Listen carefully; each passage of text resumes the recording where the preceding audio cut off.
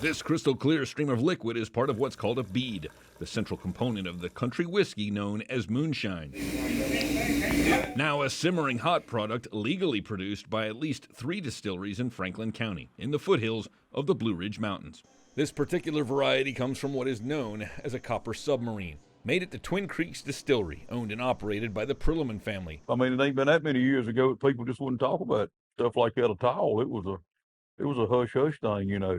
For years, Franklin County has been known as the moonshine capital of the world, a reputation that locals say was more infamous than famous. What you don't understand, Franklin County is basically everyone was in whiskey some way, somehow. Ronald Rooster Hodges is a former bootlegger. In a previous life, he hauled gallons of the stuff on these country roads for years. I love the whiskey business. It like gets in your blood. You can't stop it, you know.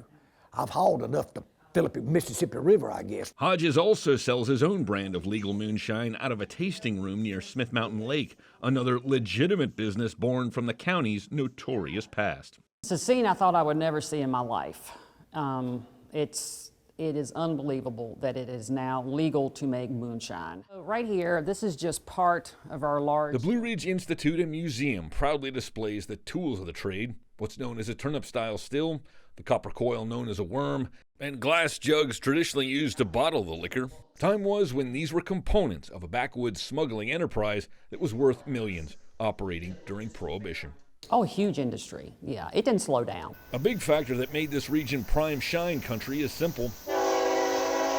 It was always close to the railroad, meaning raw materials like sugar, corn, and mason jars could get in, and the clear liquor could roll out. Shortly after Prohibition ended in 1933, the federal government prosecuted what became known as the Moonshine Conspiracy of 1935, which ensnared Anna Perlman's great-great-grandfather, James Walker Peg Hatcher. That great moonshine conspiracy trial of 35 was a huge deal here, and it caught national attention. For many people, the ingenuity and do-it-yourself nature of moonshining is a point of pride. You can imagine when he first started how, I mean, it is hard work, and you're in the mountains and you're on hillsides, how hard it is hauling in all this stuff. The stills of Franklin County kept churning out this stuff illegally well into the 20th century until a sting operation about 25 years ago. And it got to the point that the ATF and the ABC officers, they couldn't control it.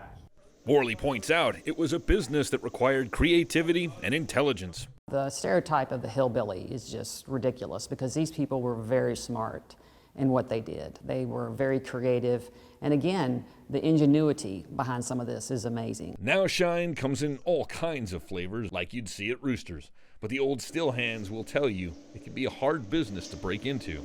People see what I'm doing or Chris is doing. All they see is money, okay? Which is not, it's not all money. We have to bust our butts for this. And the Perlmans have more than money. They have music and the Twin Creeks Tasting Room in Rocky Mount. I like to think it we're making a really craft product, you know, and I don't want it to get out of our, I mean, growing is a good thing, but it's hard to find help. You know, we got a very limited crew to what we can do. If you ain't careful, you'll try to sell what you ain't got. These days, it may be a craft that is, for many, more notable than notorious. For some in Franklin County, it can provide the perfect backdrop for a dry nip and a bit of old-time music. Thank you for watching. Continue to follow Virginia news and stories by subscribing to our VPM YouTube channel.